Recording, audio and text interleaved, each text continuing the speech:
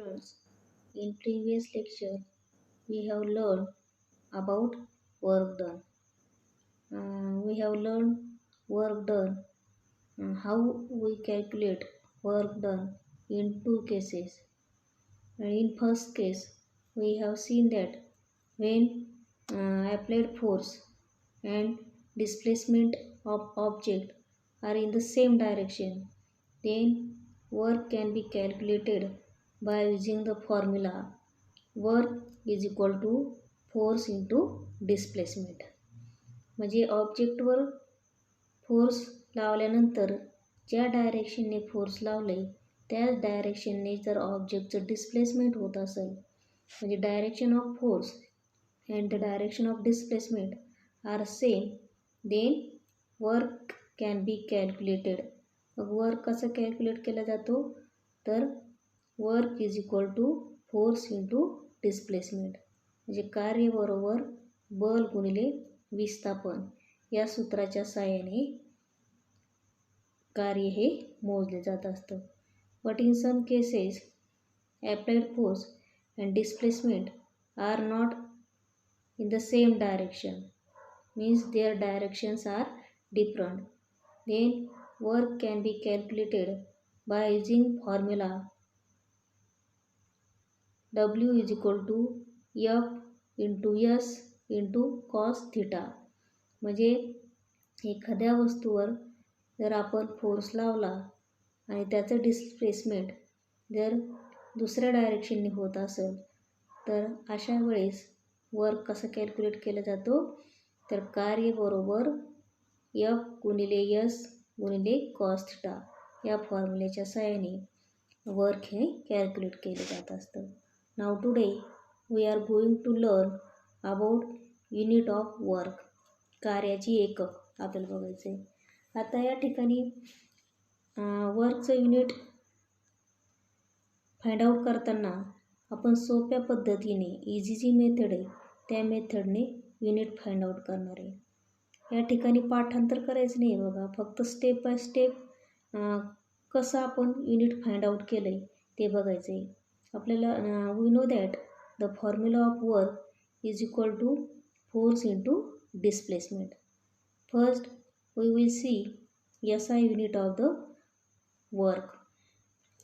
We know that SI unit of force in previous lecture or in previous chapter we have learned about the unit of force. SI unit of force is Newton and unit of displacement is meter. Thus the unit of force is Newton meter.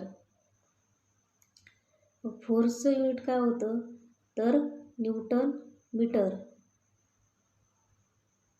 या ठिकाणी आता बघा एक आपल्याला काय सांगितलं आहे, SI unit of force दिलं आहे न्यूटन आणि डिस्प्लेसमेंटचं दिलेलं आहे मीटर.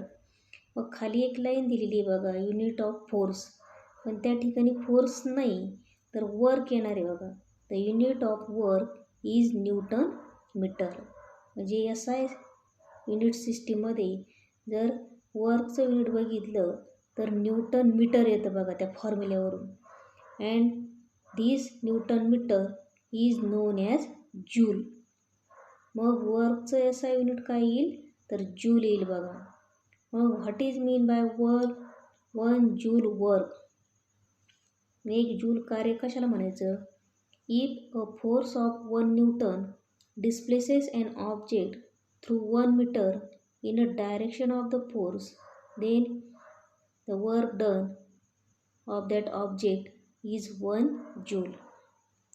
1 जूल कार्य झालं असं केव्हा म्हणता येईल, तर समजा आपण एखाद्या ऑब्जेक्टवर जर 1 न्यूटन फोर्स ॲप्लाय केला आणि त्या ऑब्जेक्टचं डिस्प्लेसमेंट हे 1 मीटर एवढं झालं, तर त्यावेळेस घडून येणारं जे वर्क डन आहे ती किती असणार आहे, 1 जूल असणार आहे. Means 1 joule is equal to 1 newton into 1 metre. Symbol जर टाकून आपण ते काढलं तर 1 J is equal to 1 N into 1 metre. आता हे झालं एस आय युनिट. लक्षात ठेवा, एस आय युनिट रिकाम्या जागेसाठी विचारू शकतात. S I unit of work is joule. Now we will see the CGS unit of work. We know that CGS unit of force is dyne and CGS unit of displacement is centimeter.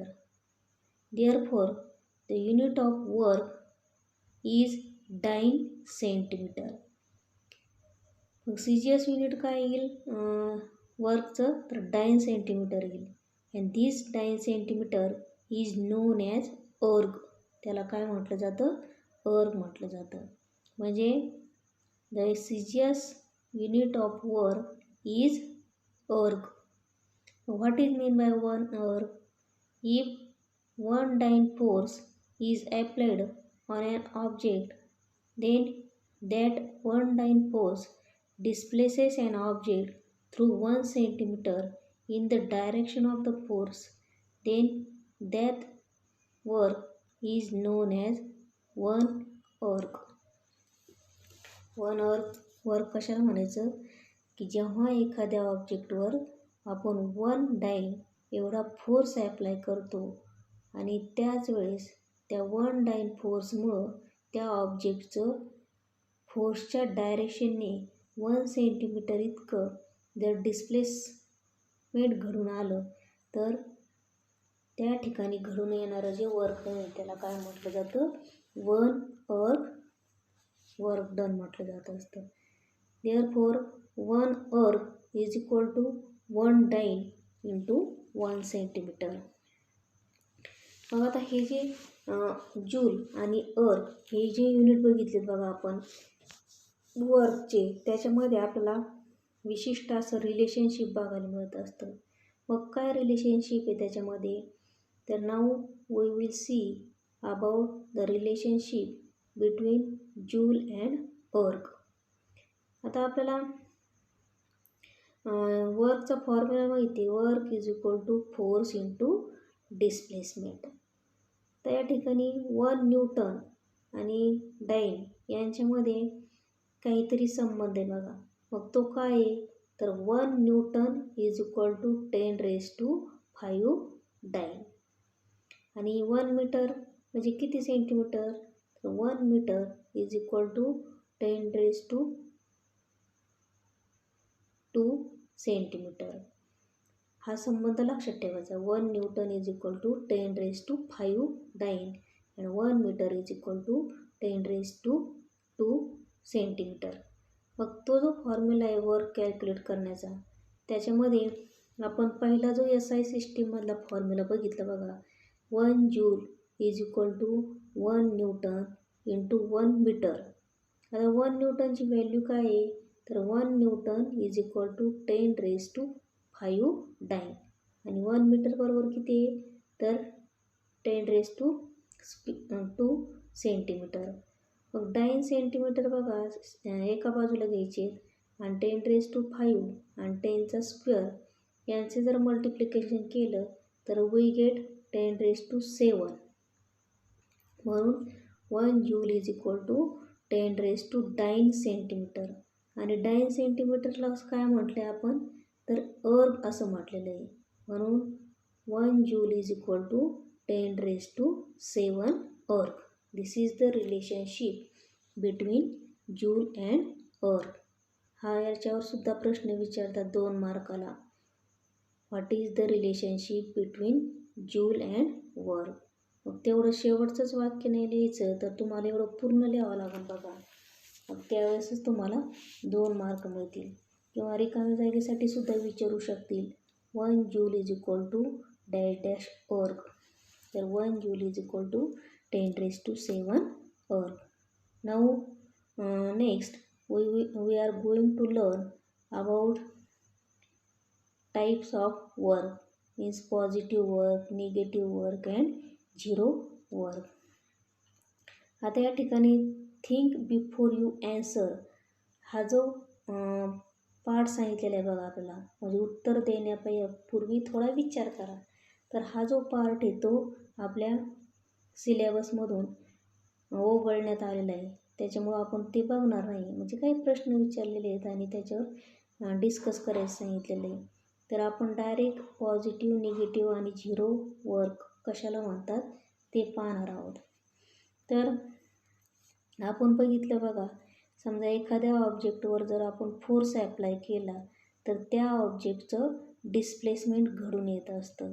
पण displacement आणि applied force याच्यामध्ये आपल्याला ते जे object आहे त्या ऑब्जेक्टचं displacement हे applied फोर्सच्या डायरेक्शनने होतं की दुसऱ्या डायरेक्शनने होतं, किंवा काही वेळेस आपण फोर्स ॲप्लाय करतो पण त्या ऑब्जेक्टचं डिस्प्लेसमेंट घडून येत नाही.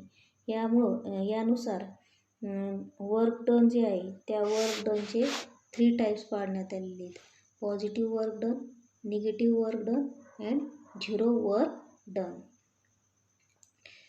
The direction of force and displacement are same in some of the examples.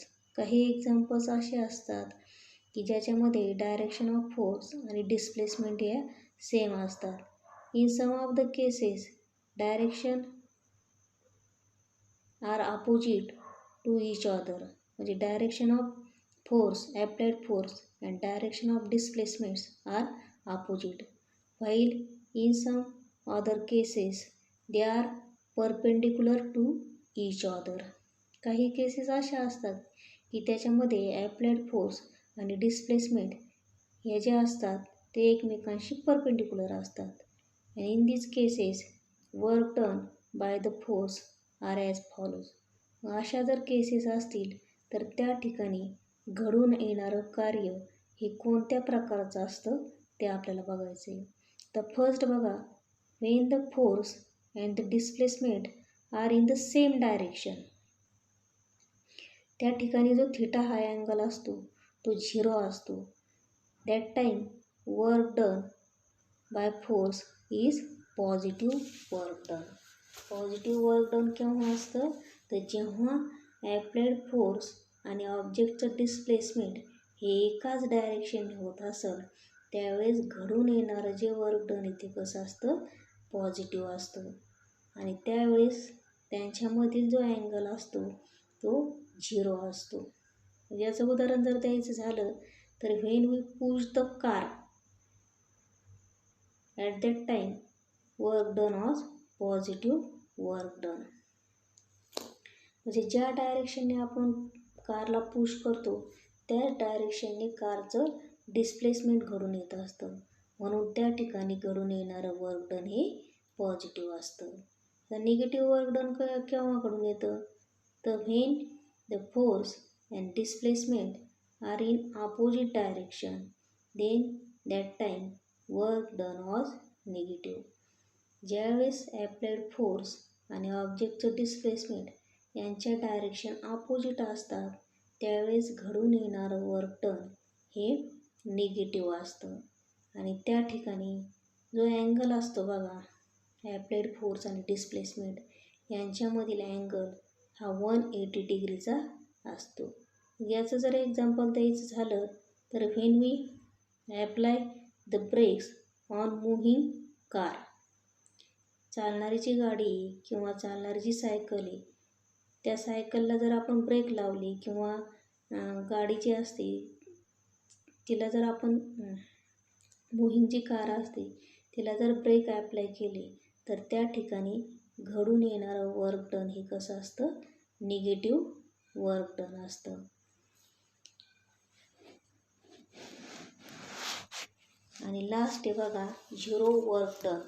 Zero work done केव्हा असतं तर when the applied force does not cause any displacement or when the force and displacement are perpendicular to each other then work done by that force is zero.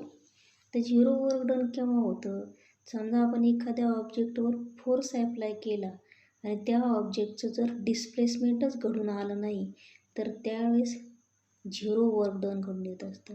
किंवा applied force आणि displacement जर एकमेकांना perpendicular असतील तर त्यावेळेस घडून येणारं work डनसुद्धा zero असतं. याचं एक्झाम्पल जर द्यायचं झालं, समजा एक वॉल आहे, भिंत आहे आणि त्या भिंतीला आपण पुश केलं, किती खूप मोठा फोर्स लावून जर त्या भिंतीला आपण पुश करण्याचा प्रयत्न केला तर त्या ठिकाणी घडून येणारं वर्क डन हे झिरो असतं. म्हणजे आता आपण किती त्या भिंतीला ढकललं, किती एनर्जी वापरली, किती फोर्स लावून त्या भिंतीला ढकलण्याचा प्रयत्न केला तरी त्या भिंतीचं डिस्प्लेसमेंट हे घडून येत नाही. त्यामुळं त्या ठिकाणी असणारं जे वर्क डन आहे ते कसं असणार आहे, झिरो असणार आहे बघा.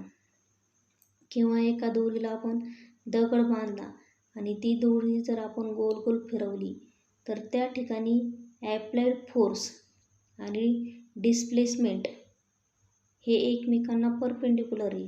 त्यामुळं त्या ठिकाणी सुद्धा घडून येणारं वर्क डन हे कसं असतं, झिरो असतं. आलं का लक्षात? मग पॉझिटिव्ह, निगेटिव्ह आणि झिरो वर्क डन याच्यावर पण प्रश्न विचारू शकतात. What is mean by positive work done, give some examples. किंवा what is mean by negative work done, explain with example. And what is mean by zero work done, give some examples. किंवा काही प्रश्नामध्ये काय करू शकतात तर examples देतील आणि त्याचं क्लासिफिकेशन पॉझिटिव्ह, निगेटिव्ह आणि झिरो वर्क डनमध्ये करा असं म्हणतील. तर त्यानंतर या ठिकाणी आपल्याला ट्राय दिस घरी करून बघायला सांगितलेलं आहे बघा. आता हा जो पार्ट आहे हा सुद्धा सिलेबसमधून वगळण्यात आलेला आहे, पण तरीसुद्धा तुम्ही हे घरी करून बघू शकतात. आता याच्यामध्ये काय केलं आहे तर एक टेबल आहे बघा आणि एक प्लॅस्टिकचा ग्लास घेतलेला आहे, त्याला सेंटरला होल पाडलेलं आहे आणि त्याच्यामध्ये एक दोरी ओवलेली त्या होलमध्ये आणि त्याचं एक टोक जे आतमध्ये जे दोरी त्याला गाठण मारलेली की जी ती त्या ग्लासमधून बाहेर येणार नाही. आणि दुसरं जे एंड आहे बघा त्याला नट टाय केलेला आहे आणि तो ग्लास काय केला आहे तर टेबलवर ठेवलेला आहे आणि दुसऱ्या टोकाला नट बांधलेला जो आहे तो खालच्या साईडने सोडलेला आहे. तर काय होईल बघा या ठिकाणी पहिल्या केसमध्ये काय होईल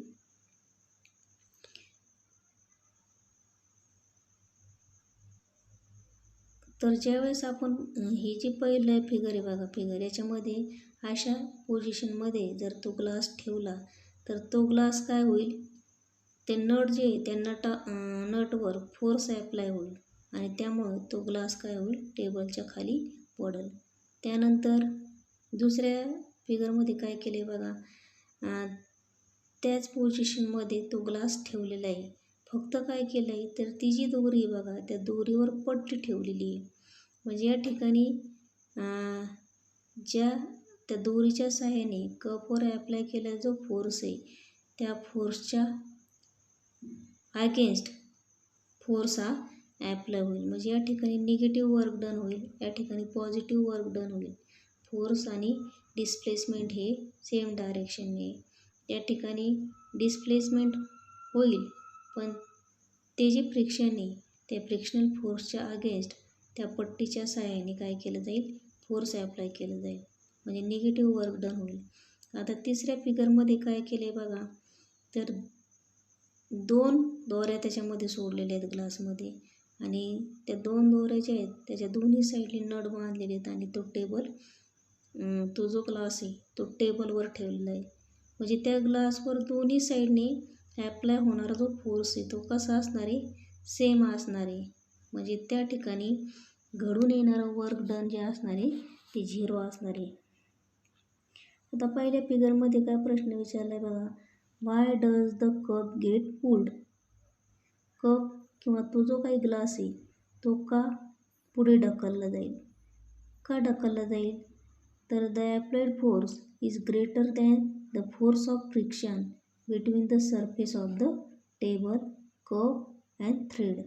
त्या नटकडून जो काही फोर्स ॲप्लाय केलेला आहे तो कसा असणार आहे it is greater than the force of friction between surface of the table cup and thread.